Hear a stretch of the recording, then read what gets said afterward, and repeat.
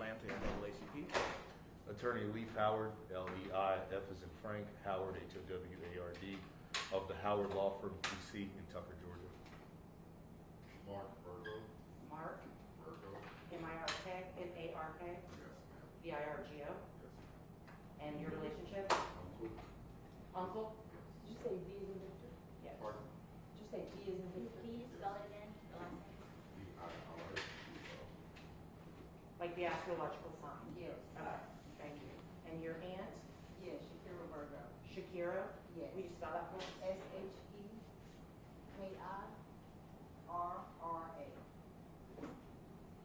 Thank you so very much. And the Howard Law Firm was, we did file a lawsuit in this case, so we represent the Cullens family.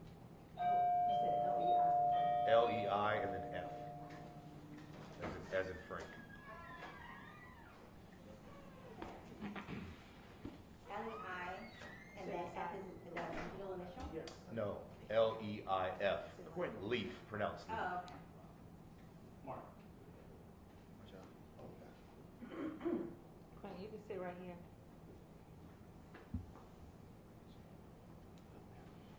And sir, would you mind sharing your name with us? Quentin Cole. Is that Q-U-E-N? Q-U-I. Q-U-I-N? T-O-N? T-E, sir. T-E-N. Could you put that up next to Shelby's name? Is this? And so we're gonna go ahead and get started. Is everybody set? Yes. Okay. So again, we're here because of the release of the surveillance footage and the body camera in the case where Nigel Cullens was shot and killed by Atlanta police on May the 18th, 2022. And so after 2 years of fighting, 2 years of advocating, the release of the body cam has finally occurred. Now, we are disturbed by some of the editing in the body cam. Both myself and Attorney Howard, as well as members of the Cullens family, have seen the body cam, both initially when it was shared with the NAACP, where it was edited, and then again when it was shared several months later with the family and of course the NAACP and their legal counsel, where it was again edited, and then this current release where it has again been edited, slowed down in pieces to emphasize the police's narrative of what happened. Let's be clear, the entire unedited body cam and the entire unedited surveillance footage, as well as the 911 calls, paint a clear picture of what happened to Nigel Cullens on May the 18th. Nigel was in the middle of a mental health episode. His family had already secured bed space. They had already gone to his apartment to check on him. They had made several phone calls to law enforcement and had waited for 2 hours to provide services for Nigel.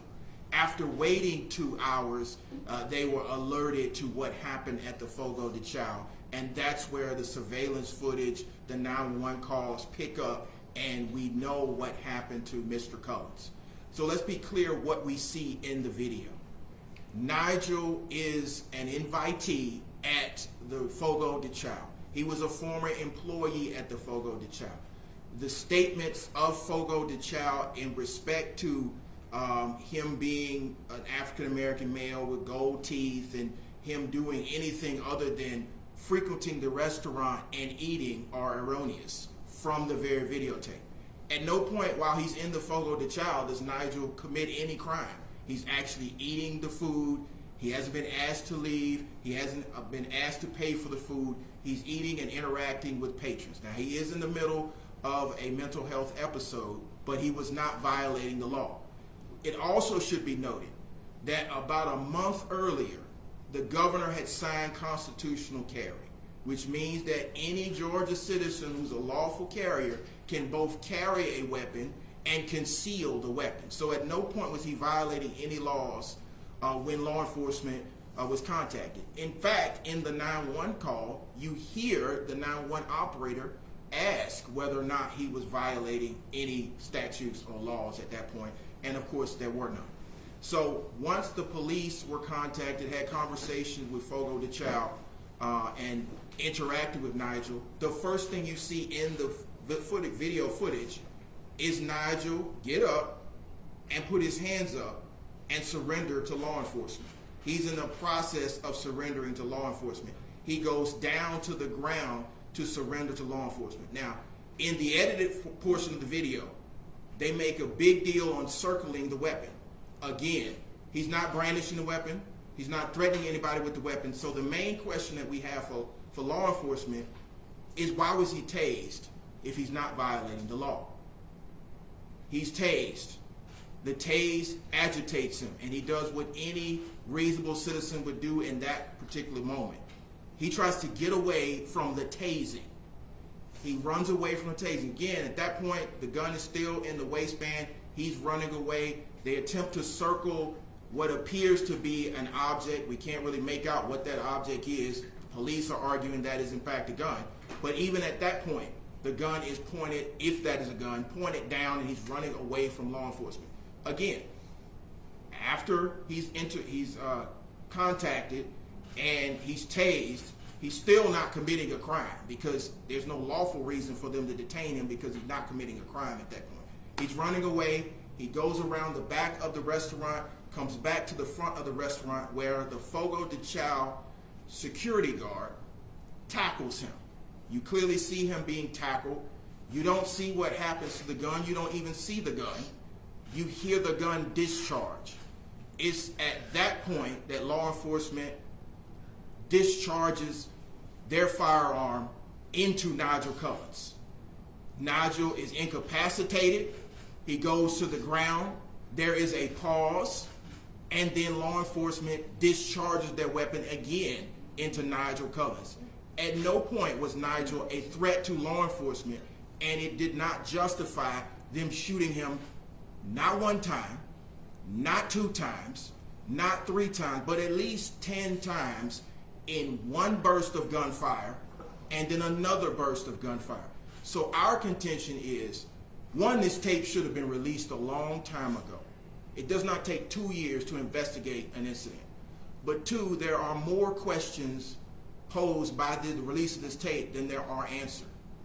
The questions that remain for this family: why were their calls to 911 not responded to at Nigel's apartment? Why was he not taken from the apartment to the bed that she had already provided? Why didn't they listen to the mother when she said, I clearly know he's in a mental health episode? But of course it ended in the most unfortunate way, and now you have the police trying to spin a narrative.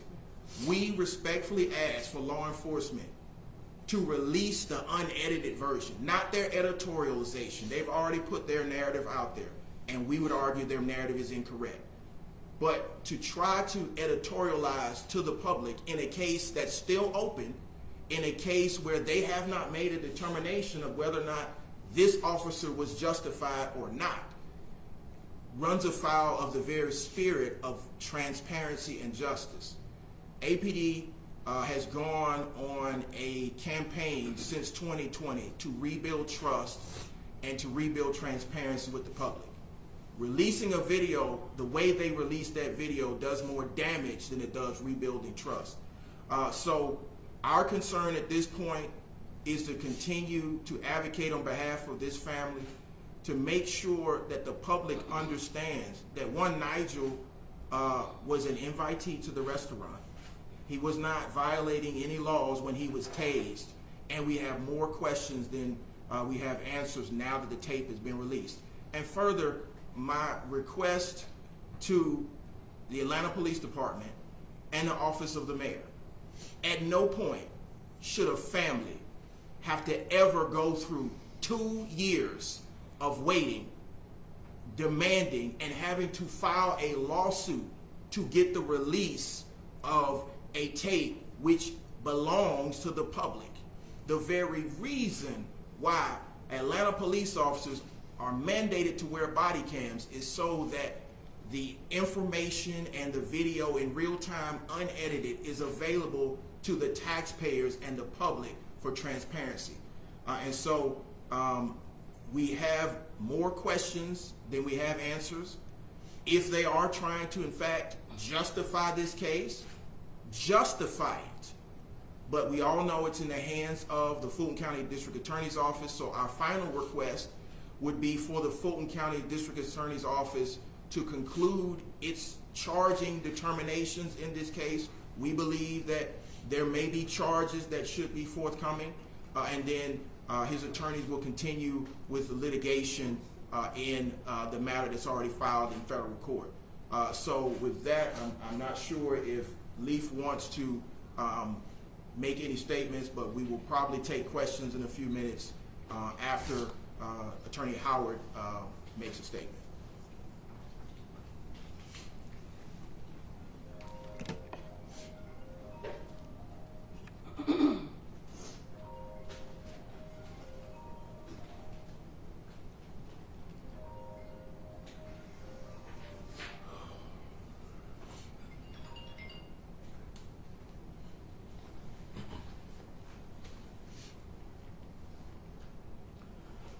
Yesterday, the city of Atlanta released restaurant surveillance video, edited law enforcement body camera videos, and some of the 911 calls related to the shooting and death of Nigel Collins.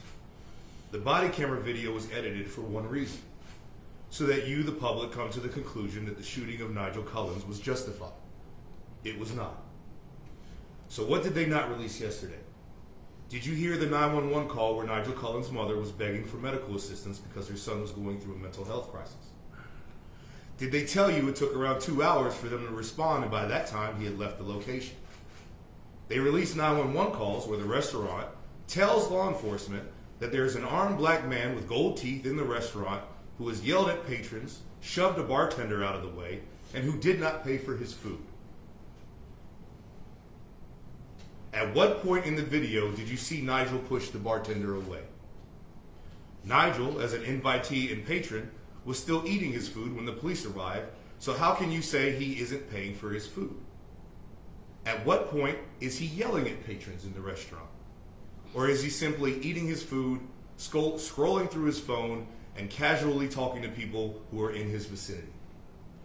And why are the employees of the restaurant describing Nigel to the police as a black man acting strange with gold teeth instead of Nigel, our former coworker? He was an employee at this exact restaurant weeks before the incident, yet they are all acting like they don't know who he is. How many times do we have to see folks lying to the police that a black man has committed a crime when he has not? We have to hold these folks responsible or it will keep happening, and we have to change the narrative. That was clearly demonstrated by law enforcement when they released this edited video. And why was Nigel Collins tased when he immediately submitted himself to law enforcement by getting on the ground with his hands up? Should a black man not run away from that situation with law enforcement when he has done nothing wrong and is tased? And at what point are we going to treat mental health the way it should be treated? To give people the help they need when they need it and by the appropriate personnel?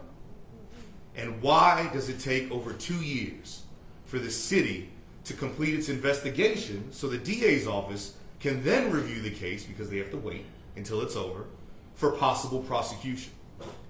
The real truth is that the restaurant and the city of Atlanta failed Nigel Collins, and editing a video won't be enough to hide this truth.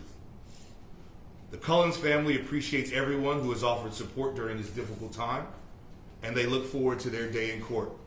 And it won't be a narrative. It won't be a narrative that the city of Atlanta tries to do with a video. It'll be evidence, it'll be facts, it'll be the truth. Thank you. So the ultimate question is, how many more people are going to have to die with false narratives? We started with Katherine Johnson, went to Kane Rogers and Jamarian Robinson and Jimmy Atchison and so many others, Oscar Kane, and we are here. We can't forget what happened to Rayshard Brooks. How many more of these narratives? The key for Atlanta is to be transparent. Don't edit videos. Don't attempt to paint a narrative that is not the full picture. And so on behalf of the NAACP, we will continue to advocate on behalf of Dr. Cullins and Nigel's family and so many others, but Atlanta has a lot of questions to answer. You know, there's been a lot of talk about building a training facility. You can't train your way out of this. You have to hold people accountable. And it starts with this case. You know, the mandating of body cams was supposed to be a step towards transparency. But now that we're editing footage instead of releasing the footage in a timely fashion, like, I don't know, 30 days after the incident, which is long enough to investigate, to lock in witnesses, to make sure testimony doesn't change, that's not transparent. But definitely waiting 2 years, having a family have to beg, plead, march, communicate with elected officials, and finally file a lawsuit before the light of transparency shines. And then the release of edited tape is more of a slap in the face. So the ball is in the city of Atlanta's court. It's time to be transparent. It's time to hold folks accountable. It's time to change policy. It's time to make this family whole. And it's time to be clear with the public about what really happened to Nigel Cullins at the Fogo de Chao restaurant.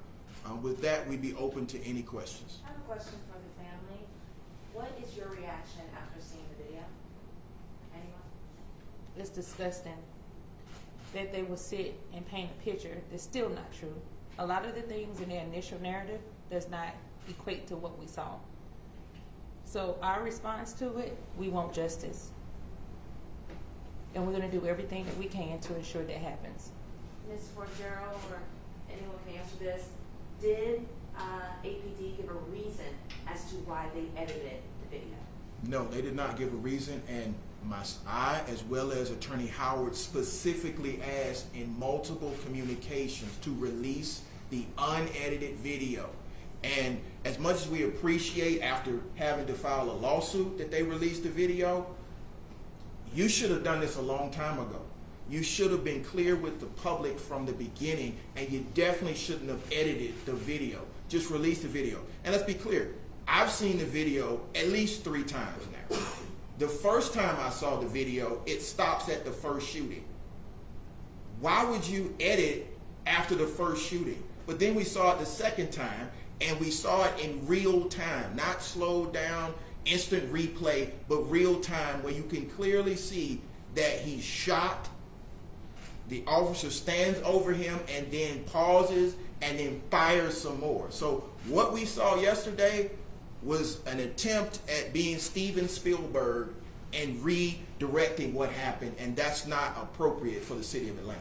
Have you guys talked to Boulder County DA Fannie Willis about this case already, or were you waiting for APD to conclude their investigation and then approach the DA? Well, go ahead. We still don't know if APD has completed their investigation. That's for them. But yes, we have spoken with the Office of the District Attorney's Office, and they are still investigating, and we're hopeful that they will give us a conclusion soon. Mr. Cullins, your reaction to seeing the video?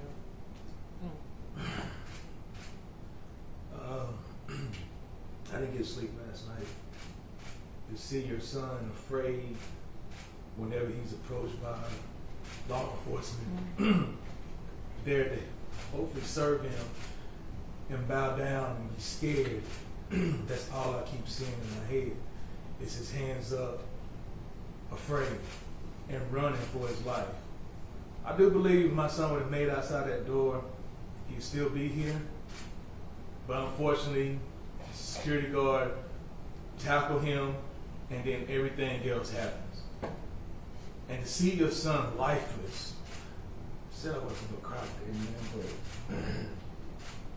but to see your son lifeless, his arms dangling.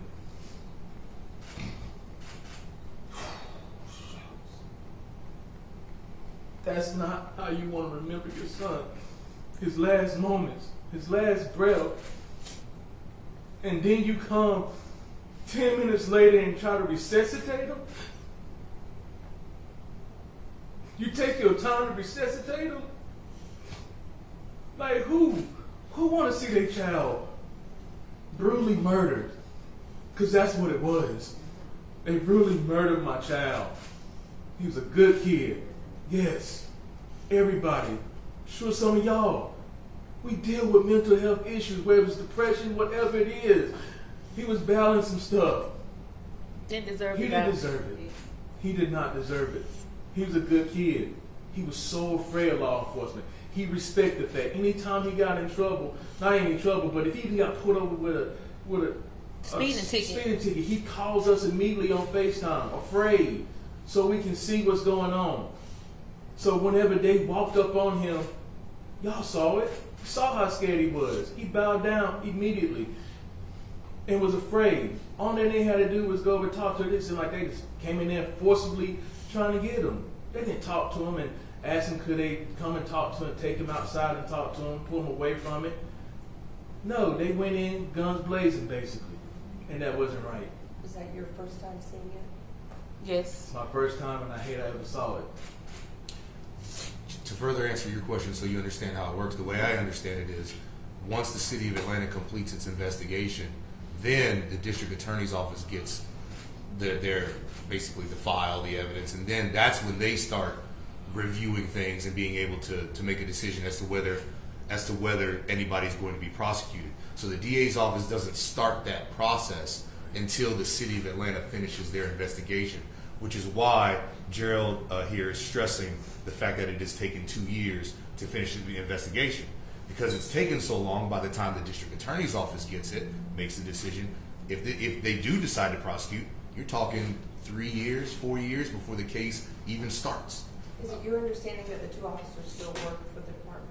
I have not heard of any disciplinary action taken on the officers. I believe the investigation, as far as I know, is still open after 2 years. Once they conclude their investigation, the way I understand it is that is when Fonnie Willis and the DA's office will review it and make a determination as to whether to indict the officers or not. But that is my understanding of how it works. APD claims that the first gunshot was by Nigel. What is your reaction to that? Reaction is the tape speaks for itself. You see him tackle, you see the gun discharge, you don't see who discharged it, and then you see Atlanta police fire not once, not twice, but over 10 times with a pause. So my response to Atlanta police is your job is to respond and report, not weave a narrative. If it in fact happened the way you say it happens, don't edit the tape. Let the tape speak for itself. Let the tape play in real time. Let all of the surveillance footage play instead of the body cam, and you get a full picture. Let the witnesses speak, and stop trying to weave a narrative that is contrary to what happened. Why do you believe that they are doing this? Do you believe there is an effort to cover up something? If you have to ask that question, I think you already know the answer. Just being frank. But what do you guys believe? Our belief is that law enforcement should be transparent with the public. Law enforcement should report, not editorialize. That's not your job. What happens is determined in a courtroom, not on the side of a restaurant or in the restaurant vestibule. And so our frustration is, one, it took 2 years. If this is actually justifiable, why does it take 2 years? Why is it still under investigation? But further, why did it take a family having to file suit before you release this if it's justifiable? Yeah. So my experience as an activist and as an attorney, this smells. And actually, I wanted to. You asked a very good question about the firearm. And if you look at the video, you see the red circling of what they believe to be a firearm during the video, the editing of it. And to respond to your question, that's why in my statement to you all, I brought up how we even got to that point in the first place. The 911 calls by the restaurant, lying, saying that he had committed a crime of violence to law enforcement before law enforcement arrived. The fact that he was tased when he had got on the ground with his hands up, even before, right when the law enforcement walks in, he gets down and puts his hands up, and he was still tased. So to answer your question, what I would like for you and the public to look at is how, and the 2 hours it took for them to get there to address the mental health situation. All these things happening, how did we get to the point where Nigel is being tackled by security? How did we get to the point where he's being tased when he didn't do anything wrong, and now he's scared and he believes he's running for his life? Like, how did we get there? And I know with the circling of the firearm that that is an intentional act to say this man is walking with a gun. He's a danger. He's running with a gun in a restaurant. We have to eliminate the threat. I understand that's why the gun is being circled. But what I would ask the public and what I would ask everybody to really think about is, how did we get to this point where Nigel, because hours ago she called asking for help. How did we get to the point where he's being tackled by security and then fired upon and dead? But were you guys able to do an autopsy on Nigel's body, and did you find out how many gunshot wounds he had? Because we see, like you mentioned, at least 10 shots in the beginning, and then seconds after, we see another round of shots. I believe it's still under investigation by the GBI. So once the GBI comes back with their report, everybody will find out how many shots were fired.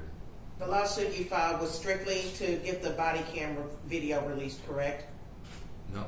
Okay. I would refer you to the complaint. Just review the complaint, and it'll show you all of the legal arguments as to why the parties, the defendants that were sued, why we believe that they're liable. So I would just refer you to. What exactly was that lawsuit filed? I don't remember the exact date, but if you just look at the lawsuit, it'll explain. Yeah, I need to get it'll it. explain everything. Was it last year? When No, it was filed. It was filed in May of this year. Okay. All right. So it has a list. And then would you quickly recap everyone that you want held accountable in this? Just quickly, briefly recap all of that.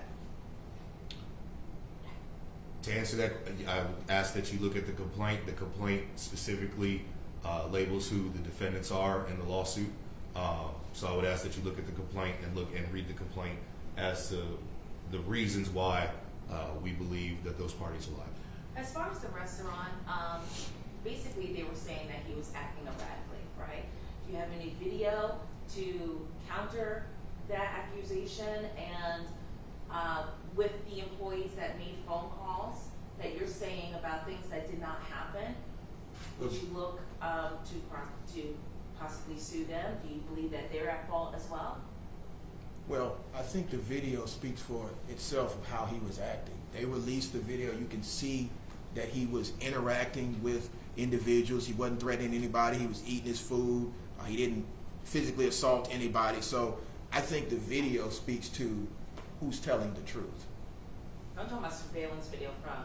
That's what I'm talking about. From there. Yes. So if the surveillance video doesn't show any of that, and you have employees calling 911 saying, "Hey, this is what's happening," then what kind of,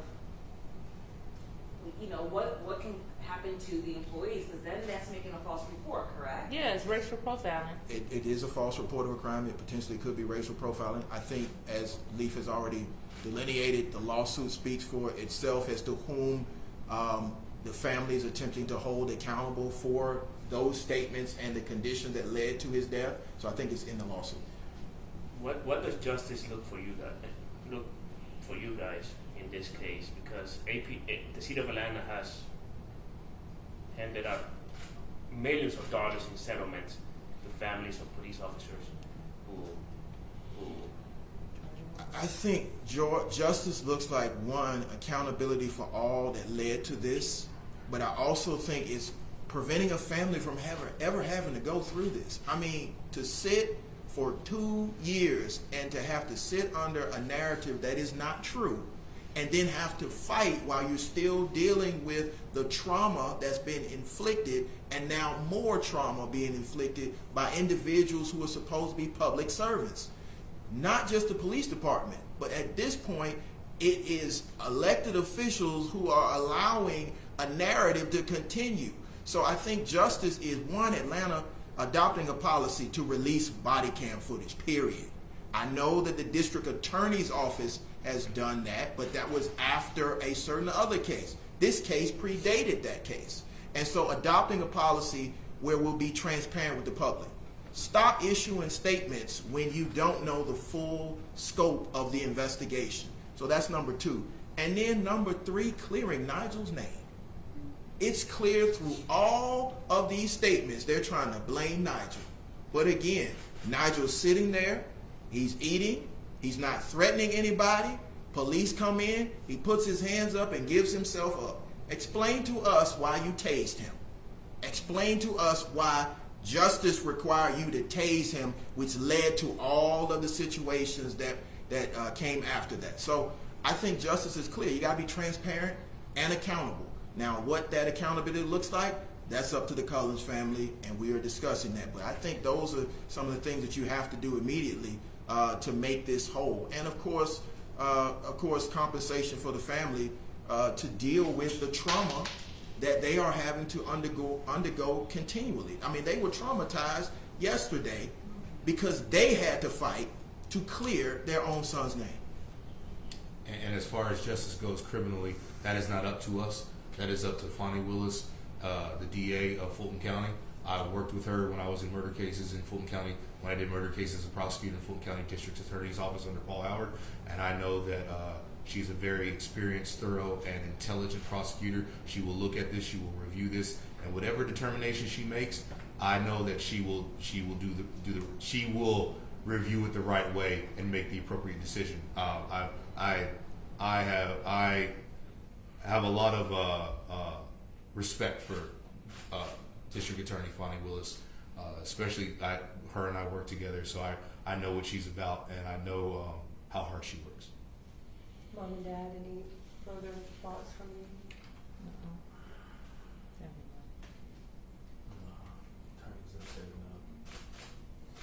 Thank you guys for Thank sharing. you. We just thank you for coming and allowing them to speak the truth. And we hope that the city of Atlanta will get on the path towards transparency and accountability. The ball's in their court now. Thank you so much. Just spell your name one more time for us. MYA. I'm sorry? Maya, MYA. And last name? Cullins. CULLINS. And sir? Clinton Cullen, And just spell your first name for us. QUINTEN.